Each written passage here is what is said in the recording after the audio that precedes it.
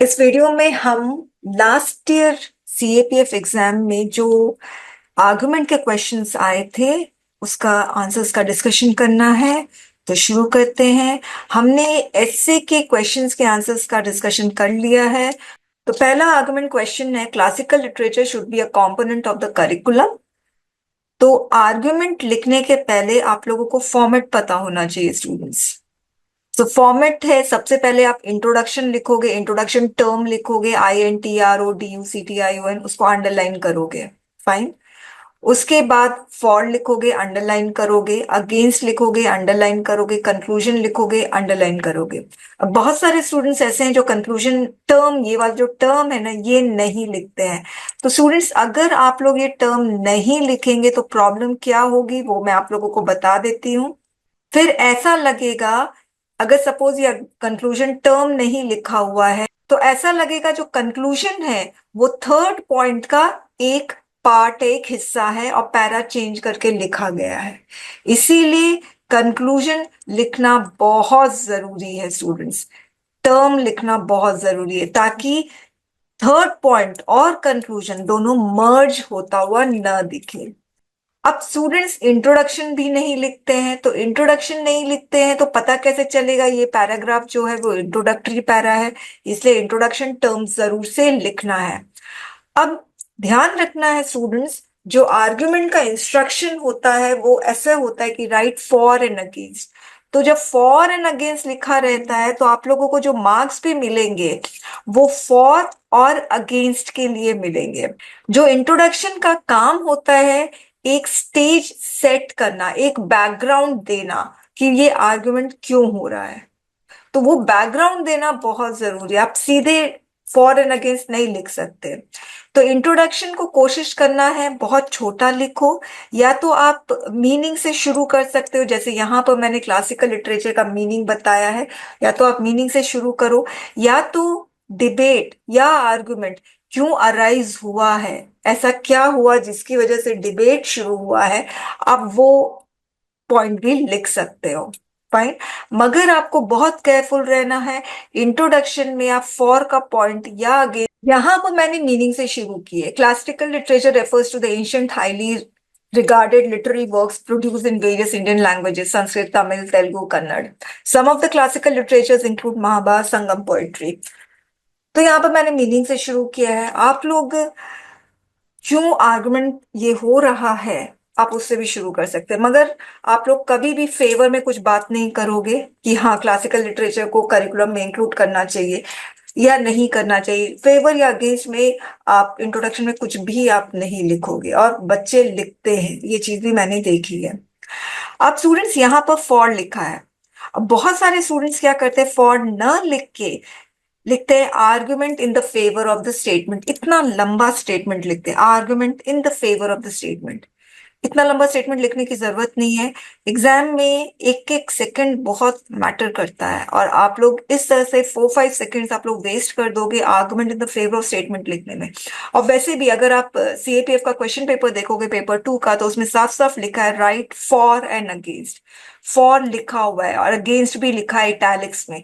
तो ऑब्वियसली अगर आप यहाँ पे फॉर लिखोगे तो आपके मार्क्स बिल्कुल नहीं कटेंगे। इनफैक्ट एग्जामिनर भी बड़ा खुश होगा कि भाई इंस्ट्रक्शन के अकॉर्डिंग ये फॉर लिखा है। कोई कोई ऐसे लिखते हैं, classical literature should be a component of the curriculum because. तो जो ऐसे भी लिखते हैं वो भी गलत है, वो भी नहीं लिखना है। सिंपल आप फॉर लिखो और अपना टाइम को बचाओ स्टूडेंट्स। वैसे ही अगेंस्ट लिखो, अपने टाइम को बचाओ। Okay, argument against a statement या classical literature should not be a component of the curriculum, इतना मत लंबा लिखो और अपने टाइम को प्लीज सेव करके रखो। एक एक सेकंड मैटर करता है एग्जामिनेशन हॉल में। क्वेश्चन है कि क्लासिकल लिटरेचर को करिकुलम में एक कंपोनेंट होना चाहिए या नहीं होना चाहिए। तो फॉर में लिखा हुआ है कि क्लासिकल लिटरेचर जो है अ, एक करिकुलम का एक हिस्सा होना चाहिए, क्योंकि इससे स्टूडेंट्स को एक डीप अंडरस्टैंडिंग होती है ट्रेडिशन, वैल्यूज और फिलोसफीज की जो इंडियन सोसाइटी को शेप किया है। जैसे महाभारत है, वो एंशियंट इंडियन वैल्यूज के बारे में बताता है, सोशल स्ट्रक्चर और कस्टम्स के बारे में बताता है, वैल्यूज लाइक धर्मा कर्मा। अब नेक्स्ट पॉइंट मैंने लिखा है कि हिस्टोरिकल कंटेक्स्ट को भी अप्रिशिएट करते हैं, और हिस्टोरिकल कंटेक्स्ट का इम्पोर्टेंस एक सोसाइटी को के नॉर्म्स को बनाने में या एक सोसाइटी को इवॉल्व करने में उसका क्या रोल है, वो भी उन लोगों को, स्टूडेंट्स को पता चलता है। फिर थर्ड पॉइंट मैंने इंक्लूड किया है कि अगर क्लासिकल लिटरेचर एजुकेशन करिकुलम का एक हिस्सा बनेगा तो स्टूडेंट्स को, ये हमारे इंडिया लिटरेरी हेरिटेज को प्रिजर्व और प्रमोट करेगा, जिससे फ्यूचर जनरेशन कनेक्टेड रहेंगे अपने कल्चरल रूट्स से। फाइन। अब स्टूडेंट्स एक चीज ध्यान रखना, जो फॉर का पॉइंट्स है 3 है तो अगेंस्ट का पॉइंट्स भी 3 होना चाहिए।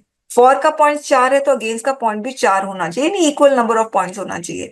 एक बहुत इंपॉर्टेंट चीज है, जैसे यहां पर मैं एक्सप्लेन कर रही हूं वैसे आप लोगों को एक्सप्लेन करना है, अपने पॉइंट्स को वेटी बनाना। बहुत सारे ऐसे भी मैंने देखा हुआ है राइटर्स जिसमें एक एक लाइन का मतलब आर्गुमेंटेटिव पॉइंट्स दे देते, एक एक लाइन का, एक एक सेंटेंस का, और एक्सपेक्ट करते हैं कि उनको मार्क्स मिलेगा, तो नहीं मिलेगा। फिर एक और भ्रम में जो एस्पिरेंट्स रहते हैं वो ये है कि अगर हम नंबर ऑफ पॉइंट्स को बढ़ाएंगे तो हमारा मार्क्स भी बढ़ेगा। तो ऐसा नहीं है, एग्जामिनर को आप ब्लफ नहीं कर सकते हो, वो कोई बच्चा नहीं है जो नंबर ऑफ पॉइंट्स को देखकर खुश हो जाएगा, अच्छा इसने ज्यादा नंबर ऑफ पॉइंट्स लिखे तो ज्यादा मार्क्स देंगे। वो बेसिकली देखा कि आपने इतने नंबर ऑफ पॉइंट्स दिए हैं तो आपने लिखा क्या है, रेलिवेंट लिखा है या नहीं, क्या आपने पॉइंट्स को एक्सप्लेन किया है या नहीं, वो ये देखेगा।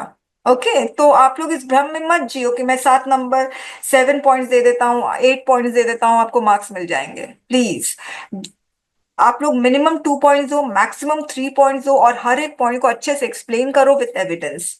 एविडेंस नहीं है तो अपना खुद का कोई रीजनिंग दो, रीजनिंग भी नहीं है तो थोड़ा सा एक्सप्लेन जरूर से कर दो, जैसे यहाँ पर मैंने एक्सप्लेन किया है। Understood my point. अब उसके बाद अगेंस्ट में है, क्लासिकल लिटरेचर को करिकुलम का हिस्सा नहीं होना चाहिए क्योंकि ये आउटडेटेड है और रेलिवेंट नहीं है। अभी के नीड्स और इंटरेस्ट के लिए वो बहुत ज्यादा ही आउटडेटेड है। अभी जो मॉडर्न सोशल इश्यूज है, टेक्नोलॉजिकल एडवांसमेंट है, कंटेम्प्ररी कल्चरल कंटेक्स्ट है, उससे वो बहुत ज्यादा ही डिफर करता है। नेक्स्ट पॉइंट लिखा कि जो क्लासिकल लिटरेचर का जो कंट्रीब्यूशन है करिकुलम में, उससे क्या होगा कि स्टूडेंट्स का लोड बढ़ जाएगा, बहुत कॉम्प्लेक्स और चैलेंजिंग हो जाएगा इस चीज को, क्लासिकल लिटरेचर को समझना, क्योंकि उसके लिए स्पेशलाइज सोर्सेस रिसोर्सेज चाहिए, नॉलेजेबल इंस्ट्रक्टर चाहिए, अप्रोप्रिएट ट्रांसलेशन चाहिए, जो कभी कभी अवेलेबल नहीं भी होता है, और कॉस्ट जो है वो भी बढ़ जाएगा, क्योंकि क्लासिकल टेक्स्ट को लेकर आना, एक्वायर करना, वो उससे कॉस्ट बढ़ेगा, फैकल्टी को ट्रेन करना, अप्रोप्रिएट ट्रांसलेशन, अडेप्टेशन, ये इससे भी कॉस्ट बढ़ जाएगा। इससे एजुकेशनल इंस्टीट्यूशन का जो रिसोर्सेज है उसको स्ट्रेन होगा।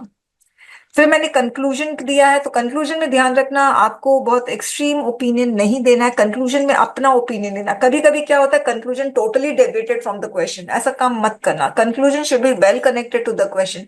तो क्वेश्चन में करिकुलम है, क्वेश्चन में क्लासिकल लिटरेचर है, तो करिकुलम क्लासिकल लिटरेचर मेंशन होना चाहिए ना मीनिंगफुल वे, और आपका खुद का स्टैंड होना चाहिए। तो decision to include or exclude classical literature from the curriculum or into the curriculum should take into account the educational goals, available resources and the needs and interests of the students. तो इस तरह से मैंने इसको conclude कर दिया। Next question है, housework is unpaid labour. तो इसी तरह से मैंने फॉर्मेट लिखा, इंट्रोडक्शन लिखा है, फॉर लिखा, अगेंस्ट लिखा है, कंक्लूजन लिखा, और मैंने इसमें 2 ही पॉइंट्स दिए हैं। तो मैंने शुरुआत किया है कि जब इंडस्ट्रियलाइजेशन शुरू हुआ था तो societal perception of real work जो था वो पैसे से कनेक्ट होने लगा। ऐसा वर्क जिसका इकोनॉमिक वैल्यू है, जिसे पैसे मिले, वो ही रियल वर्क होता है, बाकी कोई रियल वर्क नहीं होता। तो जैसे डोमेस्टिक वर्क है, ये रियल वर्क नहीं है क्योंकि इसमें कोई पैसे नहीं है, कोई इकोनॉमिक वैल्यू नहीं है, मॉनेटरी वैल्यू नहीं है। तो इसमें फॉर्म में लिखा है कि हाँ ये अनपेड लेबर है। तो यहाँ पर लिखा है कि क्लीनिंग, कुकिंग, ये सब बहुत फिजिकल एफर्ट लगता है, इसमें टाइम भी लगता है, स्ट्रेंथ भी लगता है, जैसे बाकी सारे काम में लगता है। तो शेड्यूल, बजटिंग, केयर गिविंग, ये सारा मेंटल प्लानिंग, यानी फिजिकल एफर्ट भी लग रहा है, मेंटल एफर्ट भी लग रहा है, और इसमें बहुत सारी स्किल्स की भी जरूरत है।